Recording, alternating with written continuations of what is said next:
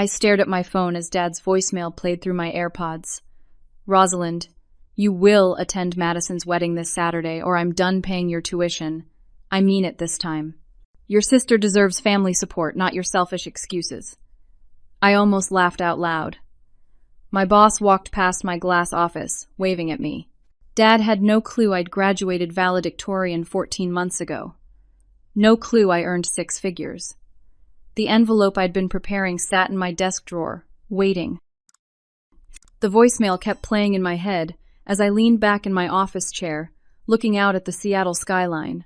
Dad's voice had that familiar edge of disappointment mixed with authority, the tone that used to make my stomach clench when I was younger. Now it just felt absurd. You've been making excuses for months, Rosalind, he'd continued in the message. Madison has been nothing but patient with you. This is her special day, and family shows up. If you can't be bothered to support your sister after everything we've done for you, then maybe it's time you learn to stand on your own 2 feet financially. Everything they'd done for me, the phrase was almost funny. Growing up, Madison got the private school education while I went to public school. She got a brand new Volkswagen Jetta for her 16th birthday with a big red bow on top. I got handed down Mom's old Toyota Camry with a broken air conditioner and a passenger window that wouldn't roll up all the way. When Madison wanted to redecorate her bedroom at 17, she got $5,000 to hire an interior designer.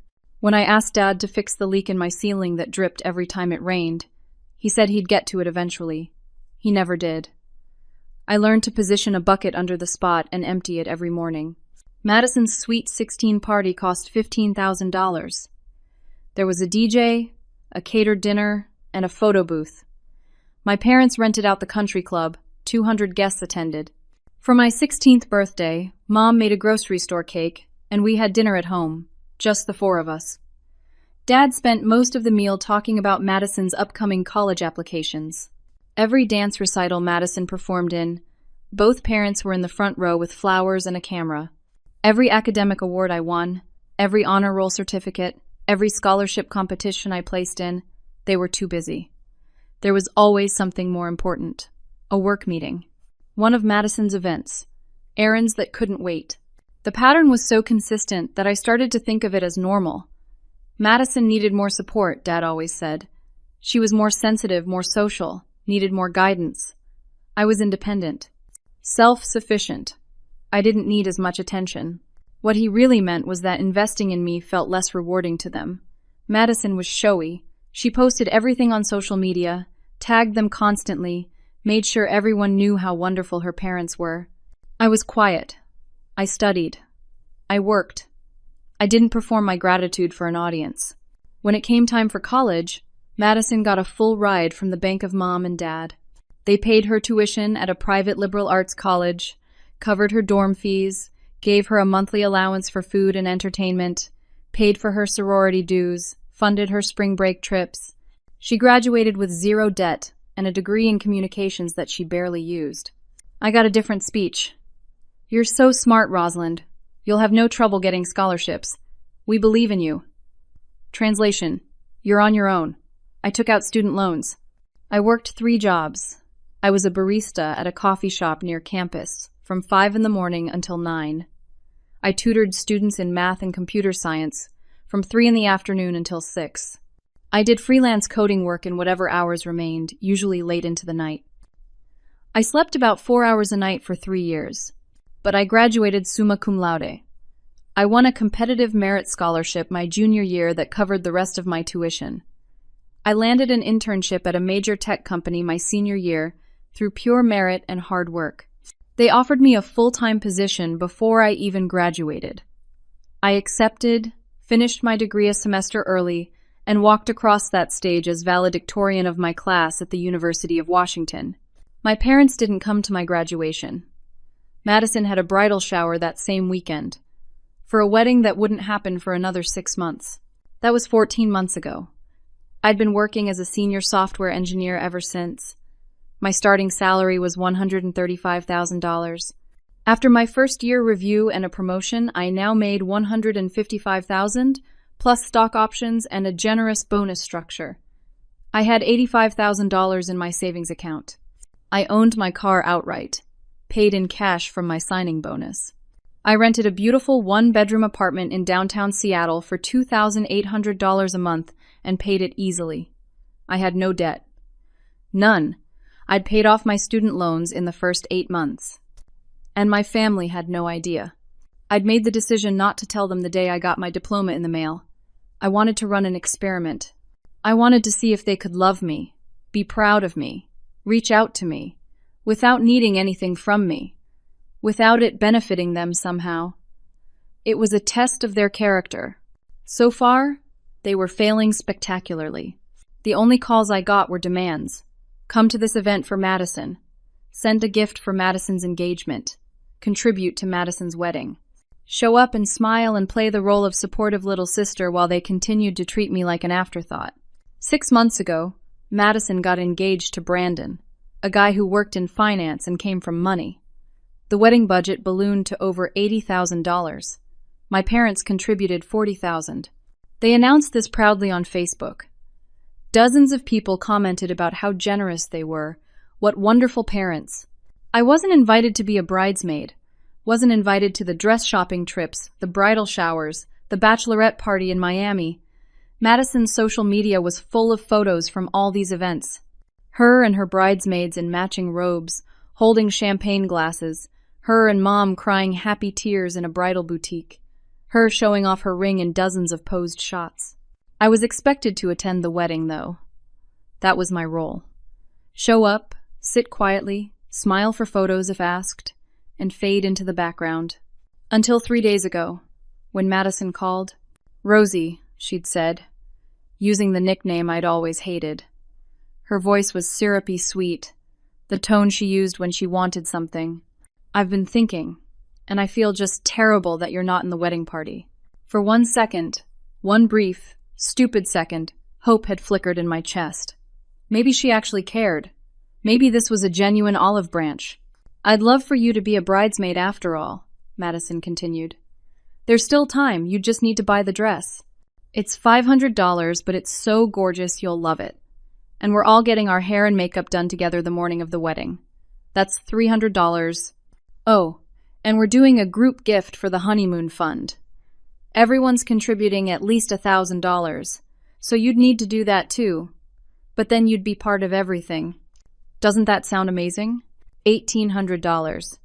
She wanted me to go into debt because she still thought I was a struggling student with loans to be included in her wedding at the last minute. Why now? I'd asked carefully. Well, Madison had laughed, and I could hear the fakeness in it. Honestly, we're a little over budget. Dad mentioned you'd probably want to help out. You know, family and all. It's what we do for each other. There it was. They didn't want me in the wedding party. They wanted my money. Or rather, they wanted me to take on more debt so they could have their perfect day without financial stress. I told her I'd think about it and hung up. That's when I started preparing the envelope. Now, sitting in my corner office with my name on the door, managing a team of 3 talented engineers, I pulled open my desk drawer. The envelope was thick, cream-colored, expensive. I'd printed everything on high-quality paper. My diploma, with valedictorian clearly marked in elegant script. My offer letter from the company, showing my salary in black and white. My most recent pay stub, showing a gross pay of $12,916 for half a month's work. Photos of my office, photos of my apartment, and a letter I'd written explaining everything. I'd also included a check for $50,000 made out to my father. The memo line read, "Return to sender. Money you wasted on me. Never needed it." I wasn't planning to cash it, obviously. It was symbolic. A visual representation of the fact that I'd made it without them. That their neglect hadn't broken me. It had made me stronger. My boyfriend Ethan knocked on my glass door and poked his head in. "Still good for lunch?" I smiled at him, closing the drawer. "Absolutely. Let me just finish this email." Ethan was one of the best things that had happened to me in Seattle. We'd met at a tech industry mixer a year ago. He was kind, supportive, brilliant in his own right as a senior developer at another company. When I'd told him about my family situation, about the experiment I was running, he'd understood immediately. "You deserve people who love you for you," he'd said. not for what you can do for them. I was starting to believe him. Friday afternoon, I loaded my overnight bag into the trunk of my Honda Accord and started the 4-hour drive from Seattle to Spokane, my hometown, the place I'd left behind with no intention of looking back. The drive gave me time to think. Time to replay the entire history of being second best, second choice, second thought. I'd made a playlist of empowering songs, music that made me feel strong and capable. I sang along loudly, windows down, letting the spring air rush through the car. I thought about the journey that had brought me here, not just the drive, but the whole path. I remembered being 19 years old, pulling a double shift at the coffee shop, and then going straight to a 4-hour tutoring session, my feet aching, my eyes burning from exhaustion. I remembered studying organic chemistry at 2 in the morning, drinking my 4th cup of coffee, knowing I had to be back at work at 5. I remembered the night I finally paid off my last student loan, sitting in my apartment, staring at the zero balance on my screen and crying with relief. I remembered my first day at my job, walking into that beautiful office building, riding the elevator up to the 12th floor, seeing my name on the door of my own office. I'd stood there for 5 minutes, just looking at it. Rosalind Chen, senior software engineer. I'd done it, all by myself. Wait, no, not Chen. I needed to use a different last name, Rosalind Parker. That was better. I shook my head, refocusing on the road. The landscape changed from urban Seattle to the more rural areas of eastern Washington. Rolling hills, farmland, wide open sky. It was beautiful in its own way, but it didn't feel like home anymore. Home was my apartment with its view of the Space Needle. Home was my office with my team. Home was the life I'd built. I wasn't staying with my parents. I'd booked a room at the Hampton Inn near the wedding venue and texted Mom that I was already settled. She'd replied with a curt fine and nothing else. No safe travels, no excited to see you. Just fine. The hotel was clean and comfortable. I checked in, went up to my room, and laid out my outfit for the wedding. The navy dress I'd bought at Nordstrom hung perfectly on the hanger. It had cost $400, and I hadn't blinked at the price tag. The matching shoes and clutch were elegant, professional but beautiful. I looked like the successful woman I was. I carefully placed the envelope in the clutch. Tomorrow everything would change. But first, I had to survive the family dinner. Dad had insisted on a family dinner Friday night at their house. A chance for everyone to gather before the big day, he'd said. I knew it was really just another opportunity to worship at the altar of Madison. I arrived at 7, parking on the street instead of the driveway, leaving myself an easy exit if I needed one. The house looked exactly the same as it had when I'd left for college. Same beige siding, same brown shutters, same neglected flower beds that Mom had given up on years ago. I walked up to the front door and rang the bell. Even though I'd grown up here, it didn't feel right to just walk in. This wasn't my home anymore. Mom answered, looking harried. Oh, you made it. Not hello, not a hug, just a statement of fact. I said I would, I replied evenly. The house was chaos. Wedding decorations were everywhere. White tulle draped over doorways, boxes of party favors stacked in the corner. Madison's wedding dress hung on a mannequin in the living room, the train spilling across the floor. Everything revolved around tomorrow. Madison was in the kitchen, surrounded by bridesmaids, all of them laughing about something. She saw me and waved, but didn't get up. Hey, Rosie, you're here. I am. Great. We're just finishing up some last-minute details. Make yourself comfortable. Translation: we're busy with important things. Entertain yourself. Dad was in the dining room with Brandon, going over the seating chart one more time. He glanced up when I entered. Rosalind, good. You're here. We're just about to eat. No hug, no smile, just acknowledgement of my presence. The table was set for 8 people. Mom and Dad at the heads of the table. Madison and Brandon on one side, along with Brandon's parents, George and Linda. Me on the other side, sitting alone with 2 empty chairs beside me like bookends of isolation. George and Linda were polite when we were introduced. They shook my hand warmly, asked how I was doing. Madison has told us so much about you, Linda said. I wondered what exactly Madison had told them. Probably not the truth. Dinner was Mom's pot roast with roasted vegetables and mashed potatoes. It was actually good, but no one complimented her on it. The conversation flowed around me like I was a rock in a stream. "We've spared no expense for Madison's special day," Dad announced proudly, cutting into his meat. "Nothing's too good for our successful daughter." Successful. Madison was a receptionist at a dental office. She made maybe $35,000 a year, but she was successful in the ways that mattered to them. She was getting married. She was photogenic. She performed happiness for an audience. "The flowers alone cost $6,000, Mom added. "But they're going to be stunning. Madison has such exquisite taste. Must be nice to have free time to plan such an elaborate wedding," someone said. I think it was George. What with Madison's demanding career and all.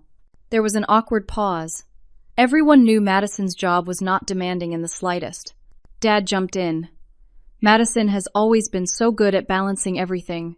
Career, relationships, family. She's remarkable. Unlike some people who just hide away in school forever," Madison said sweetly, looking directly at me. The table went quiet. "Madison," Brandon said softly, a warning in his tone. "What?" "I'm just saying, Rosalind. When do you think you'll finally graduate? You've been in school for what, 5 years now?" "4 years is standard for a bachelor's degree," I said calmly. "Some people finish in 3.5. "Right. But you're still there, aren't you? Still taking classes?" I smiled blandly. "Something like that." "Must be hard, being so far behind in life," Madison continued. "I mean, I already have my career, my house, and now my marriage. What do you have?" Brandon looked mortified. Linda and George exchanged uncomfortable glances. Mom and Dad said nothing. They never did when Madison took shots at me. "I have peace of mind," I said quietly. Madison laughed. "That's what people say when they have nothing else." I took a sip of water and let it go. Tomorrow. I just had to make it until tomorrow. The rest of dinner continued in the same vein. Every topic circled back to Madison. Her dress, her flowers, her honeymoon plans, her future, her dreams. When Linda asked me about my studies, trying to be polite, Dad interrupted to talk about how Madison had graduated with honors. She hadn't. She'd graduated with a 2.8 GPA. After dinner, I helped Mom clear the plates while everyone else moved to the living room. Madison, of course, didn't help. She never had. In the kitchen, I scraped plates and loaded the dishwasher while Mom wrapped leftovers. We worked in silence for a few minutes. "You know your sister needs support right now," Mom finally said. "This is a stressful time for her. Getting married to a man who clearly loves her and having an $80,000 wedding funded largely by you and Dad is stressful?" I asked. "Don't be sarcastic, Rosalind. It doesn't suit you." "What would suit me, Mom?" She didn't answer. I heard voices from the living room and paused, listening. Dad and Madison were talking, their voices low but audible from where I stood. "She'll do it," Madison was saying. "She always does what she's told." "Are you sure?" That was Dad. She seemed reluctant on the phone. "Positive. She's desperate for approval, for you to finally notice her.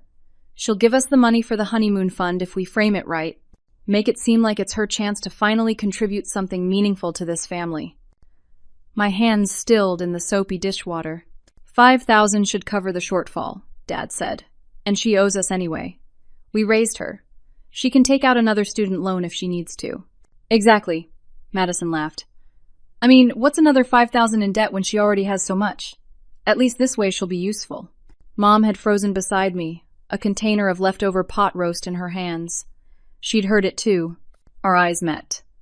For just a moment, I saw something flicker across her face. Shame, maybe, or discomfort. But then she looked away and busied herself with the leftovers. She wasn't going to say anything. She never did. I dried my hands on a dish towel, walked calmly to the living room, and said my goodbyes. I should get going. Big day tomorrow. Need to get some rest. "See you at the venue," Madison sang out. "Don't be late." "I won't be," I promised. And I meant it. I wouldn't miss this for the world. Saturday morning, I woke up at 6 in the hotel room. The wedding wasn't until 2 in the afternoon, but I wanted time to prepare. Not just physically, but mentally. I went down to the hotel gym and did 30 minutes on the treadmill, then some weight training. Exercise always helped me think clearly. As I ran, I thought about what I'd overheard last night. The calculation in their voices. The casual cruelty. They'd been planning to manipulate me into going further into debt. Debt they thought I had, just to cover their overspending on Madison's wedding. They saw me as a resource, a last resort when they needed extra cash. Not as a daughter, not as a person with my own life and struggles. Just a convenient ATM they could guilt into dispensing funds. After my workout, I showered and took my time getting ready. I'd brought my own hairstyling tools, my own makeup. Everything was precise, controlled, perfect. I dried my hair until it fell in smooth waves past my shoulders. I applied makeup carefully, going for a natural but polished look. When I slipped into the navy dress, I looked at myself in the full-length mirror. I looked successful, confident, put together. I looked like someone who had her life figured out. The envelope sat on the dresser, thick and full of truth. I picked it up, holding it carefully. This was it. The moment I'd been building toward for 14 months. The moment I stopped being invisible and demanded to be seen. I arrived at the country club at 1:30. The venue was beautiful, I had to admit. Sweeping grounds, elegant architecture, professional landscaping. White chairs set up in perfect rows facing an altar decorated with thousands of dollars worth of flowers. A tent set up nearby for the reception, with chandeliers and uplighting and a dance floor that gleamed. Guests were starting to arrive, dressed in their finest. I recognized some faces from my childhood. Neighbors, family friends, distant relatives I hadn't seen in years. Several of them did double takes when they saw me. "Rosalind?" Aunt Helen approached, her eyes wide. "Sweetie, is that you?" "Oh my goodness, look at you. You look absolutely stunning." I hugged her, feeling genuine warmth for the first time since arriving in Spokane. Aunt Helen was Dad's older sister, and she'd always been kind to me. She was one of the few people who seemed to notice how differently my parents treated their daughters. "Thank you, Aunt Helen. Seriously, honey, you look like $1,000,000. She held me at arm's length, studying me. "Life must be treating you well." "Something like that," I said with a small smile. Uncle Thomas joined us, along with my cousins Jamie and Alex. They all echoed Aunt Helen's surprise and compliments. It felt good, being seen. Being recognized as someone beyond the struggling student my parents had painted me as. "Where are you sitting?" Jamie asked. "Are you in the family section?" "I'm in row 3, I said. "Table 8 at the reception." Aunt Helen's mouth tightened. "Row 3. Not even row 2 with the rest of the family." "It's fine," I assured her. Really, but it wasn't fine, and we both knew it. The ceremony began at 2. I sat in my assigned seat between distant cousins I barely knew, watching as the processional started. Madison's bridesmaids walked down the aisle in their expensive dresses, smiling and posing. Then came Madison herself on Dad's arm, looking admittedly beautiful in her elaborate gown. Brandon stood at the altar, smiling nervously. He seemed like a decent guy. I hoped he knew what he was getting into. The ceremony was traditional, classic, tasteful. The officiant talked about love and commitment and partnership. I wondered if Madison was capable of any of those things, or if this was just another performance. Another event to post about on social media. When they exchanged vows, I felt oddly detached. This wasn't my life. These weren't my people. Not really. I was an observer in my own family, watching from the outside looking in. After the ceremony, guests moved to cocktail hour in the garden area while photos were taken. I got a glass of wine and mingled, making small talk with relatives I hadn't seen in years. Everyone commented on how good I looked, how grown up I seemed. Some asked about school. I deflected vaguely, hinting that I was nearly done, that things were going well. That's when Brandon found me. He approached while I was standing alone near the edge of the garden, looking out at the golf course beyond. "Rosalind, can we talk for a minute?" I turned, surprised. "Sure. Congratulations, by the way." Thanks. He looked uncomfortable, glancing around to make sure no one was listening. Listen, I need to ask you something, and I hope you won't take offense. Okay. Madison has told me a lot about you over the past few months. Actually, she's been pretty consistent in what she said, and I'm starting to think maybe it's not true. My stomach tightened. What has she told you? Brandon took a deep breath. She said you have a serious drug problem, that you've been in and out of rehab multiple times, that you stole money from your parents to support your habit, and that's why they had to cut you off financially.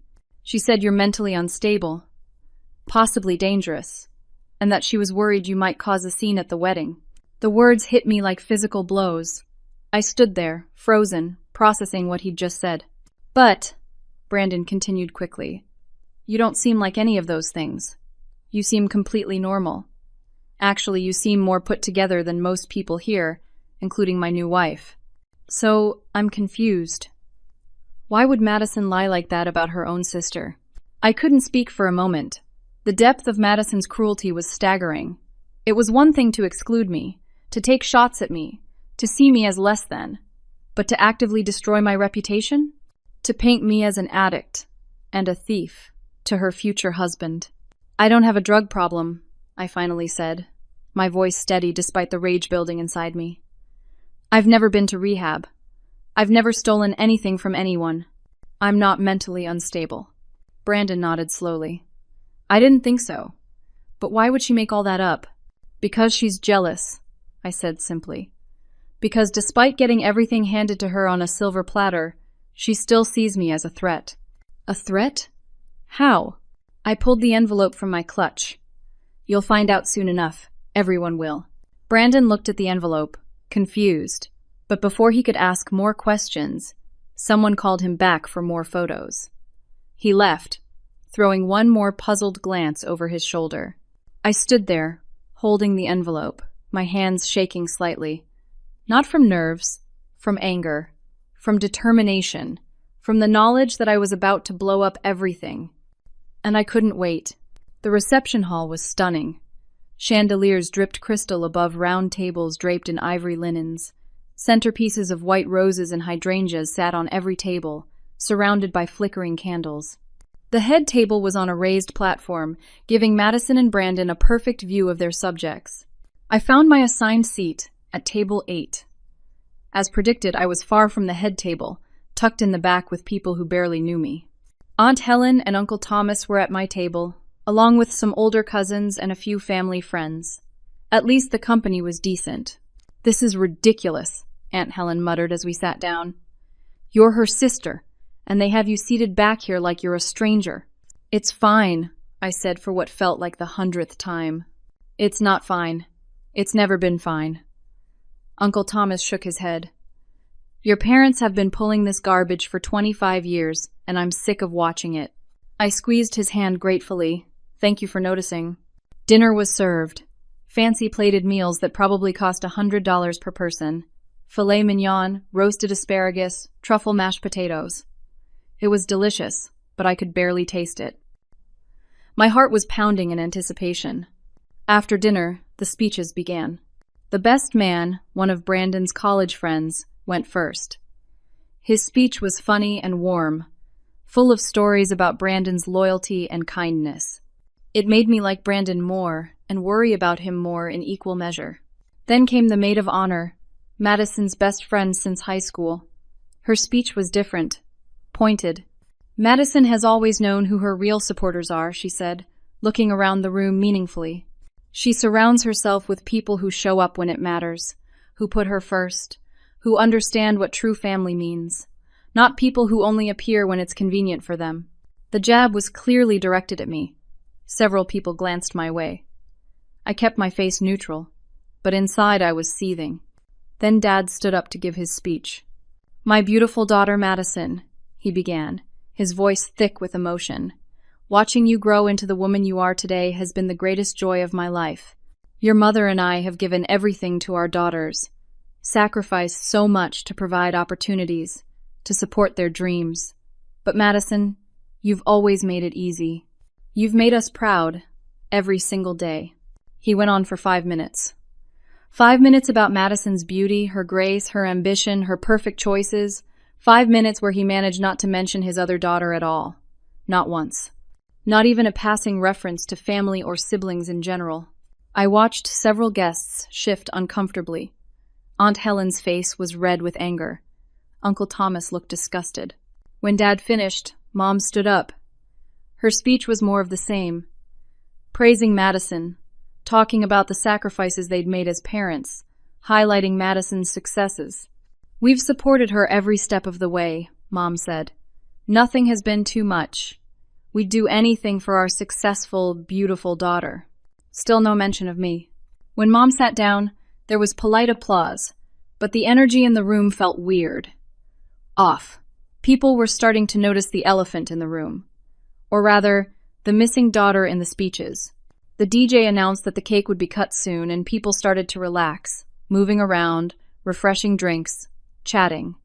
That's when I saw Dad and Madison walking purposefully toward my table. "Here we go." "Rosalind, can we talk?"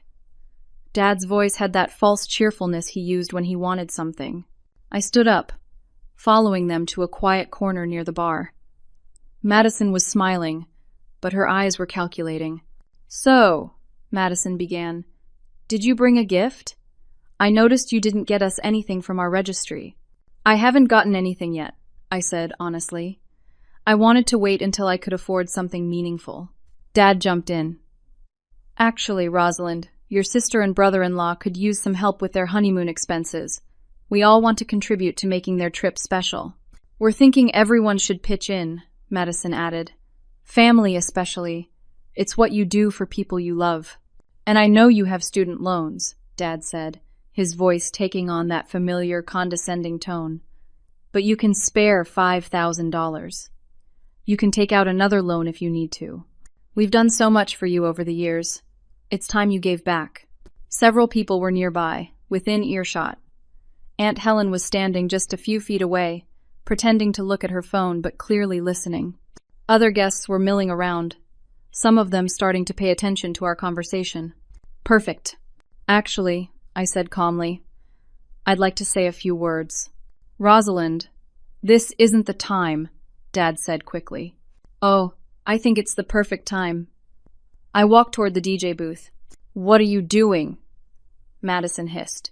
"Just want to toast the happy couple," I said over my shoulder. Madison couldn't protest without looking terrible. She followed me, her smile frozen on her face, her eyes shooting daggers. I reached the DJ and asked politely for the microphone. He looked at Madison, who nodded stiffly, and handed it to me.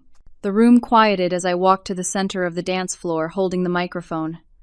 Every eye in the room turned to me. This was it, the moment of truth. "Hi, everyone," I began, my voice steady and clear. "I'm Rosalind, Madison's sister." Polite applause, curious faces. "I want to thank my family for this beautiful wedding and for teaching me some of the most valuable lessons I've ever learned." People smiled, expecting a sweet speech. Growing up, I learned the importance of independence. While my sister received support and encouragement, I learned to support and encourage myself. While she was given opportunities, I learned to create my own. I worked 3 jobs through college. I studied until 3 in the morning most nights. I slept about 4 hours a night for 3 years. The room was getting quieter now. People were sensing this was going somewhere unexpected. But I graduated summa cum laude from the University of Washington. Pause. Let that sink in. Actually, I should clarify. I graduated 14 months ago. I was valedictorian of my class. Gasps throughout the room. Dad's face went pale.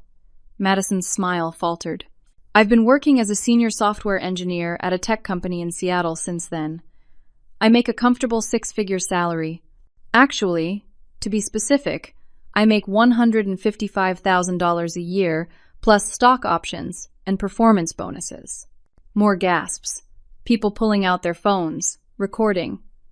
This was better than I'd imagined. My parents don't know this because I never told them.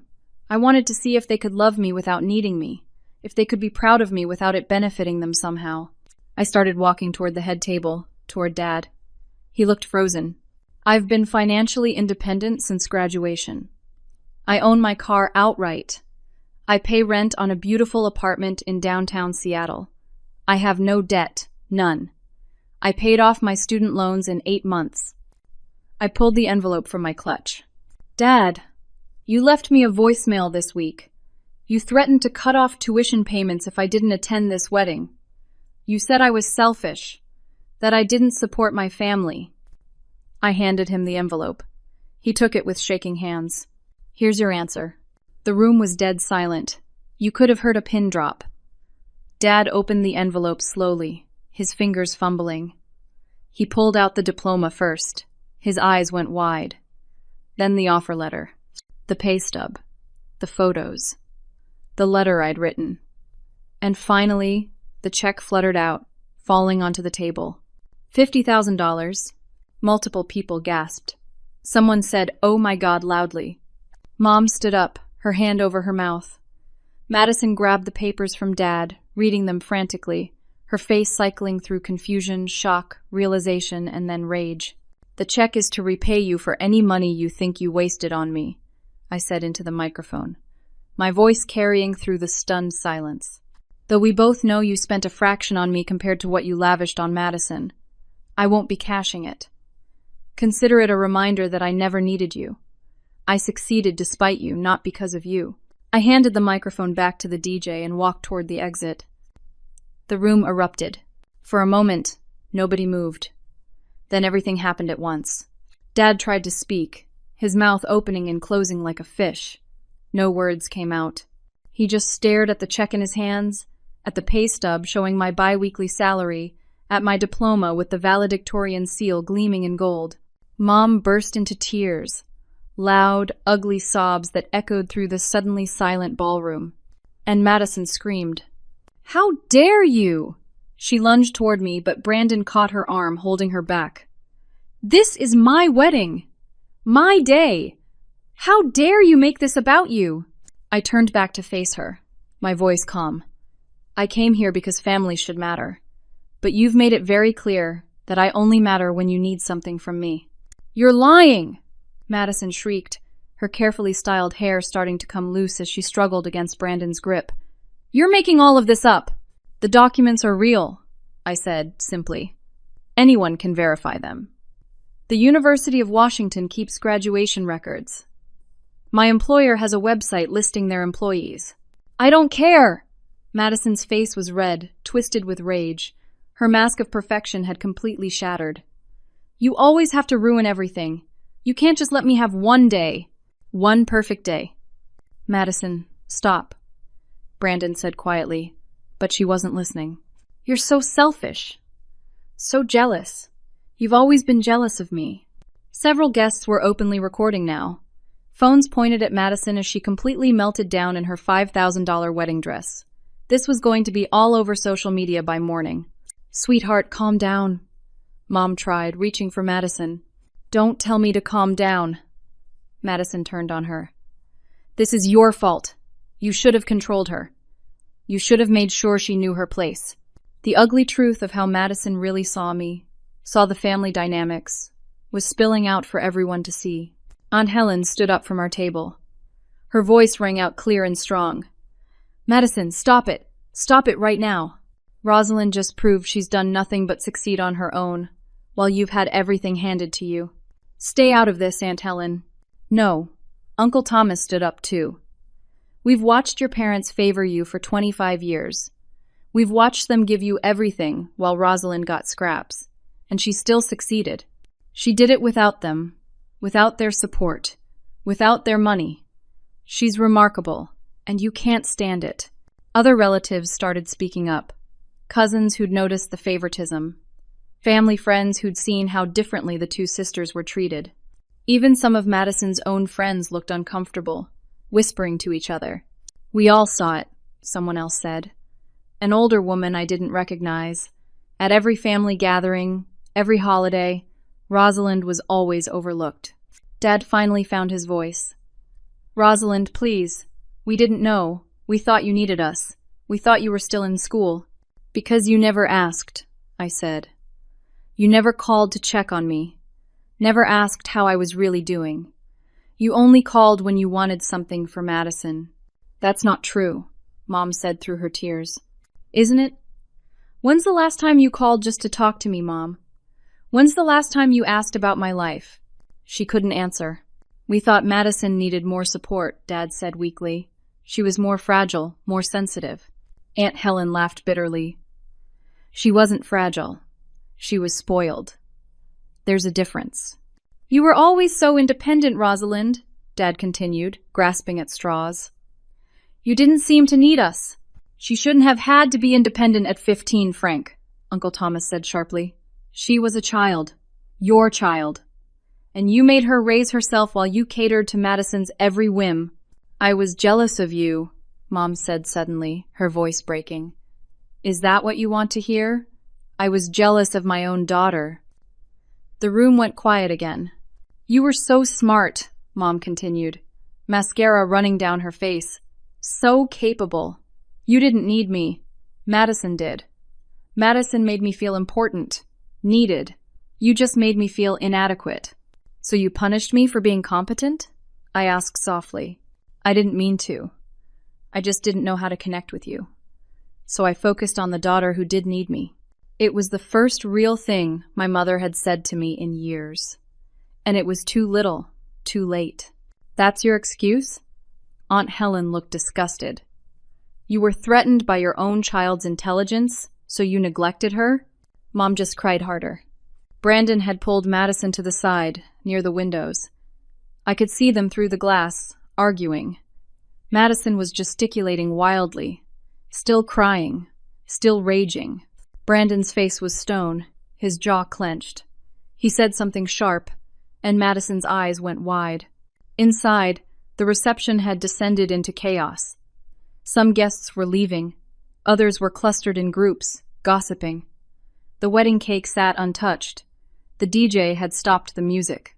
The beautiful, perfect, expensive wedding was falling apart. I felt no satisfaction in that. I hadn't wanted to ruin Madison's day. I'd wanted to free myself. When you're ready to have a real conversation, I said to my parents, you have my number, but I won't be begging for your love anymore. I won't be the family ATM. I won't be the afterthought. Either you want a real relationship with me, or you don't. Your choice. I walked toward the exit. Aunt Helen caught up with me in the hallway outside the ballroom. Rosalind, honey, wait. I turned, and she pulled me into a fierce hug. I am so proud of you, she whispered. We've always been proud of you. I'm sorry we didn't do more to stand up for you when you were younger. Uncle Thomas joined us, hugging me too. You're an incredible young woman. Don't let them make you doubt that. I don't, I said. Not anymore. We exchanged phone numbers, real contact information. Aunt Helen made me promise to visit her in Portland. Uncle Thomas invited me to his daughter's graduation next month. These were real relationships, genuine connections. I said goodbye and walked out to my car. The sun was setting, painting the sky in shades of orange and pink. It was beautiful. Everything felt surreal. I sat in my car for a moment, hands on the steering wheel, breathing. It was done. I'd told the truth. I'd stood up for myself. I'd demanded to be seen. And it felt incredible. I started the car and began the drive back to Seattle. Back to my real life. Back to the home I'd built. The career I'd earned. The future I was creating. My phone rang about an hour into the drive. I let it go to voicemail. It rang again and again. I ignored it. I needed silence, space, time to process. Finally, at a rest stop, I checked my messages. Most were from family members I barely knew, some supportive, some angry on behalf of my parents. I deleted those, but there was one from a number I didn't recognize. I listened to the voicemail. Rosalind, this is Brandon. I need to talk to you. Please call me back when you can. It's important. I almost deleted it. This wasn't my problem. But something in his voice made me call back. He answered on the first ring. Thank you for calling me. What is it, Brandon? I confronted Madison about what you said. About the lies she told me about you. The drug addiction, the stealing, the mental instability. And she admitted it. All of it. She said she lied because she was jealous of you. She was afraid that if I knew the truth about how smart and capable you were, I might like you more than her. She wanted to make sure I saw you as the family screw up so I'd never question why they treated you the way they did.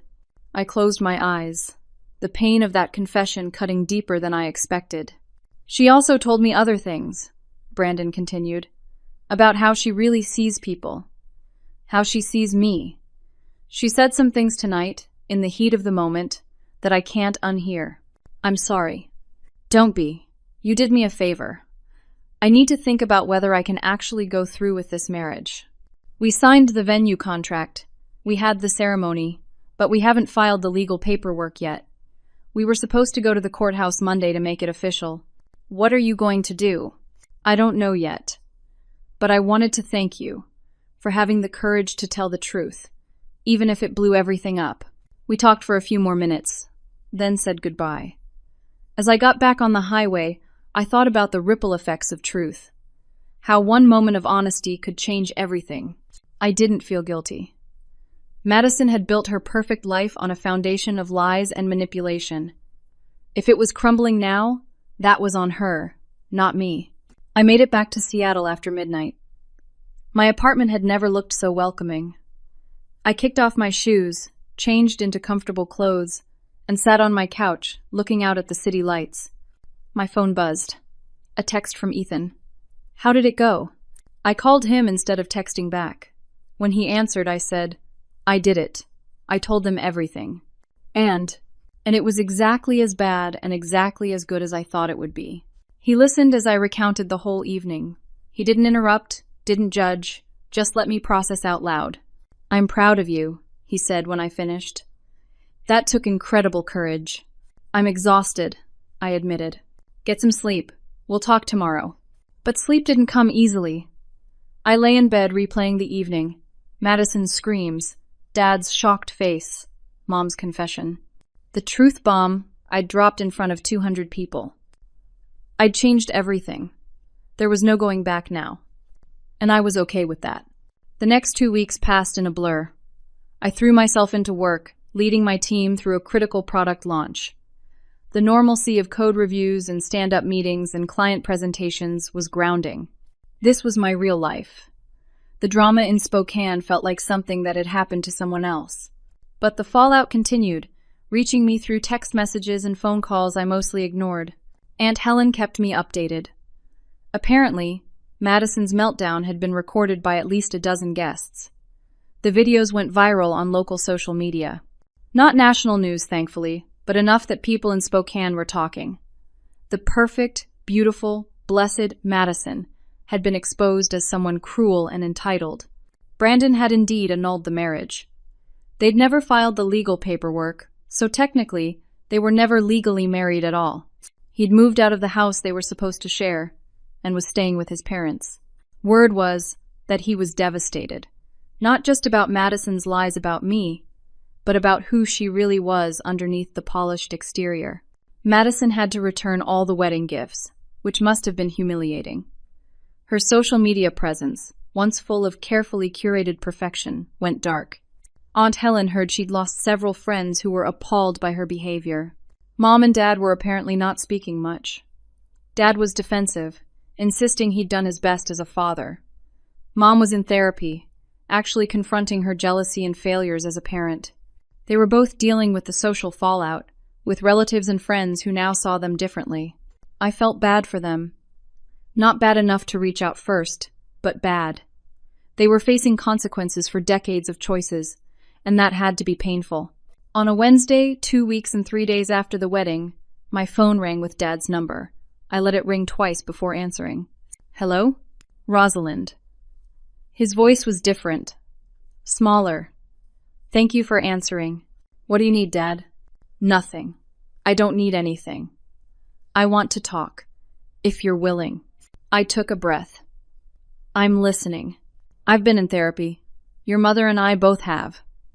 Separately and together. We've been talking about everything, our marriage, our parenting, our failures, and there have been a lot of failures, especially with you. I waited. I want to apologize. Not because I want something from you, or because I think an apology will fix things, but because you deserve to hear it. I failed you as a father. I favored your sister consistently, for years, and I convinced myself it was for good reasons. That she needed more support, that you were fine on your own.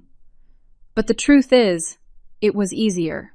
Madison demanded attention, and you didn't, so I gave her what she demanded and ignored what you needed. His voice cracked. I'm so sorry, Rosalind. I'm sorry I wasn't there for your academic achievements. I'm sorry I didn't come to your graduation.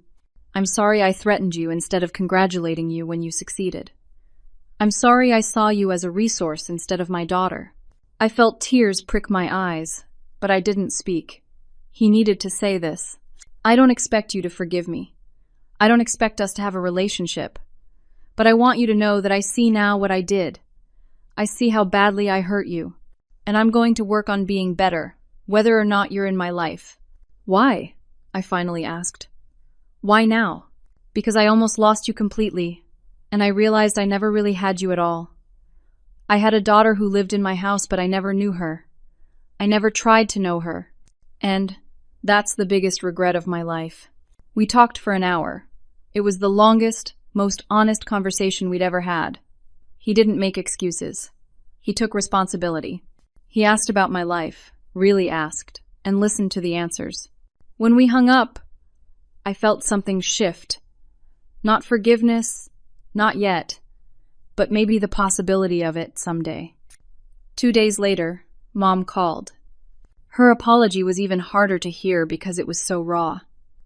I was jealous of you, she said again. You were everything I wasn't. Smart, independent, capable. And instead of being proud, I felt threatened. So I pushed you away and clung to Madison because she needed me in ways you didn't. I did need you, Mom, I said quietly. I just needed you differently. I know. I see that now. And I'm so sorry. She told me she was continuing therapy, working through her own issues of inadequacy and control. She asked if we could have coffee sometime, just the two of us. I said maybe. Eventually. Madison didn't call, didn't apologize. According to Aunt Helen, she was still in denial, still blaming me for ruining her wedding. She'd moved back in with our parents, which was apparently a disaster. She spent her days in her old bedroom, scrolling through social media, mourning her lost life. I felt a twinge of pity for her, but I couldn't fix her. That was her journey. 3 weeks after the wedding, I got home from work to find Ethan waiting outside my apartment building with flowers and takeout from my favorite Thai place. What's this? I asked, smiling. A celebration. Your parents' mess isn't your responsibility anymore. You're free. That deserves recognition. We ate dinner on my couch, and afterward he took my hand. I have something to ask you. Okay. He pulled a small velvet box from his pocket, and my heart stopped. Rosalind, you're the strongest, smartest, most incredible person I've ever met. You've built an amazing life for yourself, and I want to be part of it. Will you marry me? The ring was beautiful. Simple, elegant, perfect, just like him. Yes, I said, tears streaming down my face. Yes, absolutely yes. We kissed, and for the first time in weeks, I felt purely, completely happy. No shadows of the past, no family drama, just this moment, this man, this future we were choosing together. The next day at work, I told my team. They cheered and hugged me. My boss congratulated me and mentioned she was considering me for a promotion to lead engineer. My life was full of people who valued me, respected me, celebrated me. I called Aunt Helen to tell her about the engagement. She was thrilled. Your uncle and I would love to come to the wedding. And honey, you do whatever feels right about your parents and Madison. This is your day. I'll probably invite Mom and Dad, I said slowly, with very clear boundaries. Madison, I don't know yet. That's fair. It's your choice. You don't owe anyone anything. That weekend, Ethan and I drove to his parents' house in Tacoma to celebrate. His family was warm, welcoming, genuinely excited for us. His mom cried happy tears and hugged me tight. His dad shook Ethan's hand and told him he was a lucky man. This was what family should feel like. We started planning a small wedding. Intimate, meaningful, just the people who truly loved and supported us. No performance, no trying to impress anyone. Just two people choosing each other, surrounded by chosen family. My promotion came through a week later, lead software engineer, with a salary increase to $180,000. I'd earned it through hard work and skill, not family connections or manipulation. I was building the life I wanted, brick by brick, choice by choice. One evening, I sat in my apartment, looking at my engagement ring, thinking about the journey. From the overlooked little girl with the leaky ceiling to the successful woman with her own office, her own life, her own love, I'd proven something to myself, that I didn't need their approval to thrive. That being ignored and underestimated had made me stronger, not weaker. That success earned through hard work meant more than success handed to you. Would I have chosen this path? No. I'd have preferred loving, supportive parents who celebrated both their daughters equally, but that wasn't my reality. So I'd made my own reality instead. And it was pretty damn good. 4 months after the wedding that changed everything, I sat across from my parents at a coffee shop in downtown Seattle. It was our 4th meeting since that phone call from Dad. We were taking it slow, rebuilding carefully. "Your mother and I want you to know," Dad said, stirring his coffee nervously, "that we're not asking to be fully back in your life. We understand we have to earn that, but we're trying." "I see that," I said honestly. "The therapy seems to be helping." Mom nodded. "I'm learning a lot about myself. None of it is particularly flattering, but it's necessary." We talked about surface things at first. My promotion, their attempts to repair their marriage, the changing leaves on the trees outside. But then Dad asked, "How's wedding planning going?" "Good. We're keeping it small. About 40 people at a winery in Woodinville. Very intimate." "That sounds lovely," Mom said. A pause. "Are we invited?" I'd been dreading this question. Yes, with some conditions. Of course, anything. No comparisons to Madison's wedding. No comments about what we're spending or not spending. No trying to take over or offer unsolicited advice. You come as guests, not as parents who think they have control. "Understood," Dad said firmly. "We'll be honored to be there on your terms." "And Madison?" Mom asked quietly. "I haven't decided yet." Madison had finally reached out the week before. Not a call, just a text. "I'm sorry for what I said at my wedding. That wasn't fair." It wasn't a real apology. It didn't acknowledge the years of cruelty, the lies she'd told Brandon, the way she'd tried to destroy my reputation. It was the bare minimum, the kind of apology someone gives when they've been told they should. I hadn't responded yet. "She's struggling," Mom said. "She lost Brandon, lost friends, lost the life she thought she was building." "That's not my fault," I said gently but firmly. "No, it's not. It's hers. And ours. We enabled her behavior for so long that she never learned accountability." "Is she in therapy?" "She's resistant," Dad admitted. "She still sees herself as the victim in all this." I sighed. "Then she's not ready to be part of my life. Maybe someday, but not now." They accepted that with more grace than I expected. After coffee, I hugged them goodbye. They felt like strangers I was getting to know, not parents I'd known my whole life. But maybe that was okay. Maybe we needed to start over from scratch. The wedding was 3 weeks away. Ethan and I had worked together to create something that felt authentically us. No expensive gown, just a simple ivory dress I loved. No huge wedding party, just his brother as best man and my friend Sarah, from work as maid of honor. No elaborate reception, just a dinner with people we cared about. Aunt Helen and Uncle Thomas were coming. Several cousins, Ethan's family, my colleagues, friends we'd made in Seattle, people who'd shown up for us, supported us, celebrated us. The night before the wedding, I had dinner with Ethan at our favorite restaurant. We talked about our future, our dreams, our plans. We wanted to buy a house in a few years. Maybe have kids eventually, though we weren't sure yet. Travel, build careers we were proud of, create a life filled with love and honesty. "No regrets?" he asked. squeezing my hand across the table. About us? Never. About your family? I thought about it. I regret that they weren't who I needed them to be. But I don't regret standing up for myself. I don't regret telling the truth. You inspired me, Ethan said. The way you demanded to be seen, to be valued, it made me braver in my own life. We make each other brave, I said. The wedding day was perfect. Not perfect in the way Madison's was supposed to be, with every detail controlled and curated. Perfect because it was real. The vows we wrote ourselves made people cry. The food was delicious. The speeches were heartfelt and genuine. My parents sat quietly in the back, respecting boundaries, just present. Aunt Helen gave a toast about resilience and chosen family that had everyone nodding. During the reception, I looked around at the people gathered. This was my family, not defined by blood, but by choice, by respect, by genuine love. Ethan pulled me onto the dance floor for our first dance.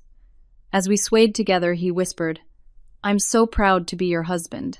I'm proud to be your wife." In that moment, I felt it all. The journey from overlooked daughter to valued partner, from struggling student to successful professional, from someone begging for crumbs of approval to someone who knew her worth. I'd learned that your worth isn't determined by your family's approval, that the people who are supposed to love you unconditionally sometimes don't, and that says everything about them and nothing about you. I'd learned that real family is chosen, built on respect and genuine care. That success isn't about revenge or proving people wrong. It's about building a life you're proud of, on your own terms. I didn't regret giving my parents a chance to know the real me. Their response had shown me everything I needed to know. Now I was free to build my own family, my own life, my own happiness. The little girl who was overlooked, who slept with a bucket under a leaky ceiling, who worked 3 jobs and survived on 4 hours of sleep, had grown into a woman who knew her value, who demanded respect, who chose herself. And looking around at my wedding, at the man I loved and the people who truly cared about me, I felt something I'd never quite felt before. Peace, pride, contentment, home. Not the home I was born into, but the one I'd built. And it was beautiful. As Ethan spun me around the dance floor, I caught my reflection in the window. I saw a woman in a simple ivory dress, wearing an engagement ring she'd earned through her own success, surrounded by love she'd chosen. I saw someone strong, someone whole, someone free. And I smiled. Because my story wasn't about the family that failed me. It was about the woman I'd become despite them. It was about resilience and courage and the radical act of valuing yourself when others don't. It was about taking that envelope full of truth and proof and hard-won success and saying, "Here I am, see me, know me. This is who I've always been." And finally, blessedly, I saw myself clearly too. I saw someone worth celebrating. Now, I want to ask you something. Have you ever felt invisible in your own family? Have you ever had to prove your worth to people who should have loved you unconditionally? How did you find the courage to stand up for yourself? I'd love to hear your stories in the comments below. Your experiences matter, and sharing them might help someone else who's struggling with similar pain. If this story resonated with you, please hit that like button. It helps more people find these stories and realize they're not alone in their struggles. And if you haven't already, subscribe to this channel for more stories about resilience, family dynamics, and finding your strength. Share this with someone who might need to hear it, someone who's fighting to be seen and valued. Thank you for listening to my story. Thank you for being here. I hope it reminded you that your worth isn't determined by others' inability to see it. You are valuable, you are worthy, and you deserve people in your life who recognize that. Until next time, remember, the family you choose can be more powerful than the family you're born into. And sometimes, the bravest thing you can do is choose yourself. Take care, and be kind to yourselves.